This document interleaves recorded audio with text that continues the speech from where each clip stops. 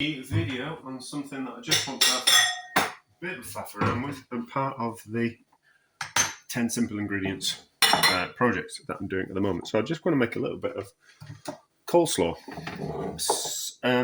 So the ingredients that I've got to use are carrots and onions. I haven't got any cabbage or anything else, so it's just going to be a simple coleslaw. I've made too much, and I've just marinated the vegetables in some salt, so it started to draw out the moisture. Because I always find that with some of that liquid into there, I always find that coleslaw, you make it, you season it, you add the mayonnaise, you mix it around, and then it wants to go too wet. You know, I like a creamy coleslaw. So what I used to do in the past was I would shred the vegetables, salt the vegetables, squeeze out the excess liquid, and then put the mayonnaise on. The only problem with that is that you're actually losing seasoned liquid that comes out of the vegetables. Not that spoon, use another spoon. Is full of flavour.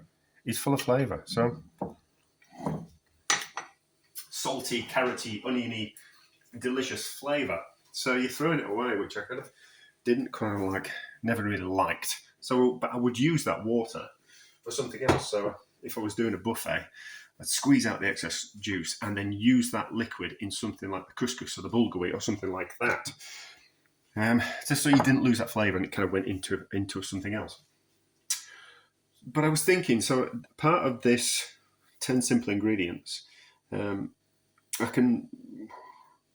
got yogurt as not one of the ingredients, but we've got milk as one of the ingredients, and you can make yogurt from milk. Once you've got your yogurt culture, it can move forward. So you don't have to buy, you only have to buy yogurt culture once, and then you've got yogurt forever as long as you're buying milk. So I was kind of thinking, maybe if we used yogurt, and maybe if we strained some of the whey out of the yogurt first, so it became a lot thicker, we could then use that thickened, very thick yogurt to make the coleslaw. So that's what I've done. I've taken some yogurt and I've just strained it through a cloth. I've made too much because I want to do something else with this as well. One idea leads on to more ideas I have found. So because we've removed the excess whey from this, you can see how thick this yogurt is. Because we've removed the excess whey, it'll wetten it because it's got that liquid in the bottom. So hopefully it'll hold the liquid and it won't be as wet. Fingers crossed. Rather than just add in the yogurt. Maybe not.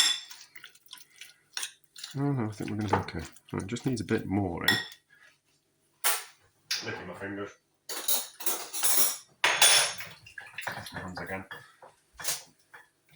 So, and then I have an idea for the coleslaw that we're going to make. So, and for the whey that we've drained out of it, I thought we'd do a wrap with some pork. That's kind of works, isn't it?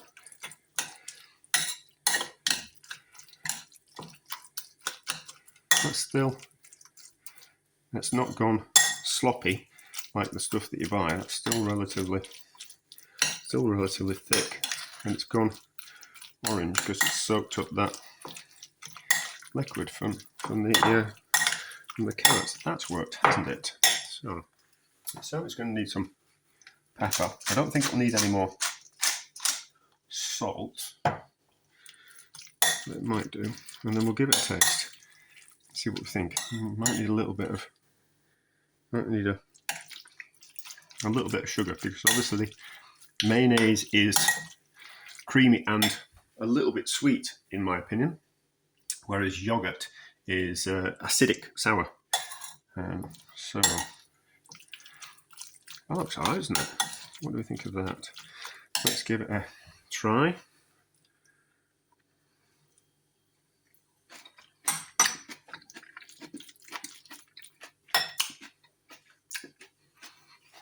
A bit more pepper. That's good as that. Certainly if we're using it, I'm going to use some pork. And a little bit of sharpness. would go well with pork. But you wouldn't know that was made out of yogurt. You'd just think that was mayonnaise, wouldn't you? Give it another try.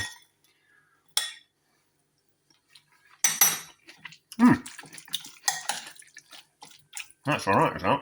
That's a decent substitute. Or you could just buy mayonnaise and squeeze the juice out of it. But anyway, maybe a little bit too much onion.